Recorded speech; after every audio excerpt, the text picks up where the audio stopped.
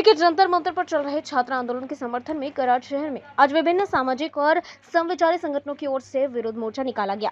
इस दौरान प्रदर्शनकारियों ने भाजपा सरकार के खिलाफ जोरदार नारेबाजी की और केंद्र सरकार पर छात्रों की मांग को नजरअंदाज करने का आरोप लगाया।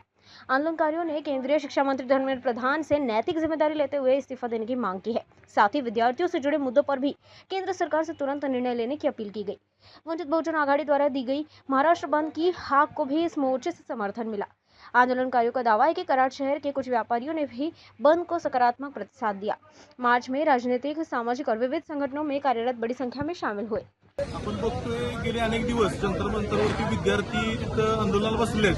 विद्यार्थ्यांची मागणी अगदी सोपी आहे की हे जे सरकार आहे पेपर फुटीचे काम करणारे जे शिक्षण मंत्री आहेत त्यांनी त्याची जबाबदारी स्वीकारून राजीनामा दिला पाहिजे। परंतु सरकारला वाटतंय राजीनामा दिला म्हणजे आमचं कमीपण आहे, परंतु कुठेतरी झुकलं पण पाहिजे। तुम्ही राजीनामा द्या, भाजपमध्येच असणाऱ्या एका दुसऱ्या चांगल्या माणसाला मंत्री करावं अशी आमची एक मागणी आहे आणि लवकरात लवकर राजीनामा द्यावा। नंतर हे लोन अगदी कराडपासून मंत्रालयापर्यंत जायला वेळ लागणार नाही आणि या भ्रष्ट सरकारनं लवकरात लवकर त्या धर्मेंद्र प्रधानवरती कारवाई करावी अशी या मोर्चाच्या वतीनं, या सर्वसामान्य कराडकरांच्या वतीनं आम्ही इथं मागणी करत आहोत। धन्यवाद। शिक्षण मंत्री धर्मेंद्र प्रधान यांनी राजीनामा दिला पाहिजे एवढी माफक अपेक्षा होती आणि या मागणीसाठी भारताच्या कानाकोपऱ्यामध्ये सजग पालक आणि विद्यार्थ्यांनी धर्मेंद्र प्रधान यांच्या राजीनाम्यासाठी सरकारकडे हट्ट धरला, पण या सरकारला कुठल्याही परिस्थितीमध्ये घाम फुटायला तयार नाही। सरकार कसं नसावं त्याचं उत्तम उदाहरण म्हणजे मोदी सरकार हे 2026 मध्ये ज्या पद्धतीने वागलेलं आहे। आपण पाहिलं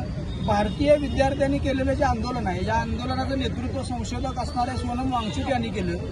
हे आंदोलन केवळ दिल्लीपुरतं, जंतर मंतर पुरतं मर्यादित राहिलं नाही। या आंदोलनाची खऱ्या अर्थानं व्याप्ती जगभर पाहायला मिळत आहे।